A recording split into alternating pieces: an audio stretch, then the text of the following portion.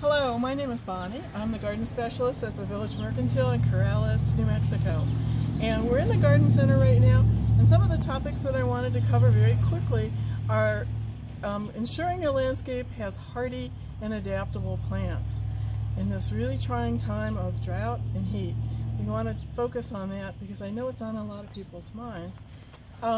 This is a desert willow, and this is a perfect example. They're in bloom everywhere, and they're very, very hardy. The hummingbirds love them, and once they're established, they're very low water and very low maintenance. And over here is also a frontier elm, which is going to be the backdrop for my program. Now, to begin with, some of the principles for making your landscape resilient and hardy with our drought and our water are following basic landscape principles for being xeric. And you've all heard the word xeric, and it doesn't mean xeroscaping. Xeroscaping is really like no water and all rock, and that's not what we're going to discuss. We're going to discuss having plants in your landscape that will have beauty, shade, wildlife, and also just be really pleasant and beautiful to look at. One of the first principles is planning and thinking about your property and where your home is located, your outer buildings, and where you'd like your recreation areas, your play areas, your gardening areas, your vegetable garden, and really considering the sunlight, the heat, and also the prevailing winds, and the shade that you might have from trees that you have on your property or other structures. So that's good planning is really important. Secondly, soil improvement, and shallow, compacted, sandy soils are really not the best environment for growing plant roots and having them expand and being really healthy.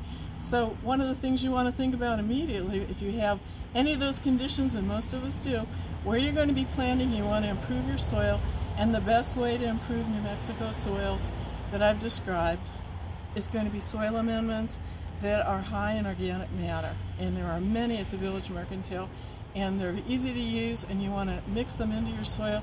You want to till, deep, dig, and get ready for your planting. And all that will ensure that the roots of the plants can penetrate the soil, and your water will sink down in and penetrate soil instead of running off. And that's very important. Another important element of this whole process of making your trees and your shrubs and your landscape beautiful and resilient in drought and in heat is mulching. And mulching, you can't underestimate mulch. There are many kinds of mulch on the market. You can buy it in bulk. You can buy it in bags. It's everywhere. You want to use one that's healthy. I know that there are rubberized mulches out there, and I would not suggest using any of them. Think about adding that to your soil. You really want to stick with materials that are natural. That's a very important thing. And in order for the mulch to really work, you need 2 to 4 inches of mulch. And it should be in the root zone around the plant instead of hugging the plant and choking it. Around the root zone is going to maximize your water retention. And you can prove it to yourself after you've watered where the plants have been in, and you go back and you lift up some of that mulch, you're going to see that there is a dampness and a humidity there. And that's exactly what you want. That's very important. Another thing is improving your water, proper watering. And if you can afford it or you can do it, drip watering is a great way to bring water to your plants. It has to be maintained, but it's very important that it's bringing water directly to the plants, and it's not useful. It's not wasting water uselessly. And that's a great way to irrigate. Also, timed irrigation, doing it properly.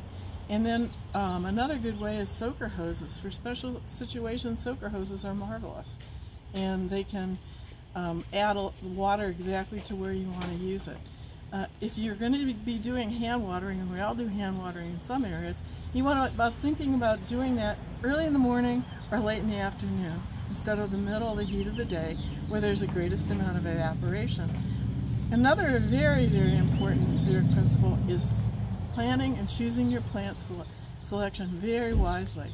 And we at the Village Mercantile, the garden people that work here, are very knowledgeable and friendly and can help you make decisions with that, show you a huge selection of xeric and native plants. And those I absolutely suggest because they're going to be adapted and they're going to do better in our climate right now. And period. And they're going to be better plants for you year round, adding shade, beauty, and to the environment. So those are the basic things that I'd like you to know. And brush up, come in and see us at the Village Mercantile anytime, and we're happy to help you with your landscaping. Thank you for watching.